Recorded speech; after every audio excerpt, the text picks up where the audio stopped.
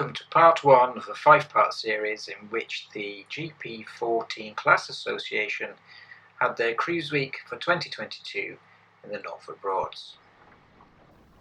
For the first half of our week we based ourselves at the Norfolk Broads Yacht Club on the Roxham Broad. And on this day we sailed just a short sail because we didn't set off till after lunch. In the morning we were still waiting for everyone. They were coming from all four corners of the UK just to get themselves sorted out. And we sailed on to the River Bure and we sailed just beyond a place called Salhouse. As you can see here, the winds on the Broads are fairly consistent, a little bit bonkers, but getting out onto the river, it's tree lined and the winds are very difficult and mostly non-existent, as you can see on this day. There's a lot of paddling involved and a lot of rowing involved as well. That was an ice cream boat. You could beckon them over and they would moor alongside you and sell you an ice cream. Perfect on a hot day.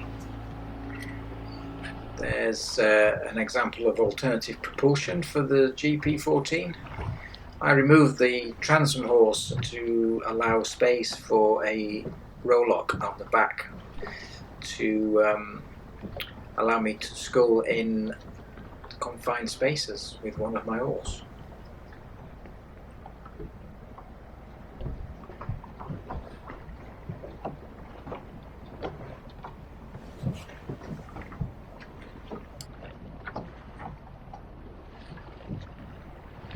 Although I had my camera with me, I was fleet sailing and had no intention of backtracking, slowing people down, setting up specific shots to make film as such. But I did want to try and capture the essence of our trip, what it was like on the Norfolk Broads in a sailing dinghy, in a small sailing dinghy, especially with a lot of motorboats about. This day here, I think, was still the weekend, so it was actually fairly busy in places. This was a Sunday.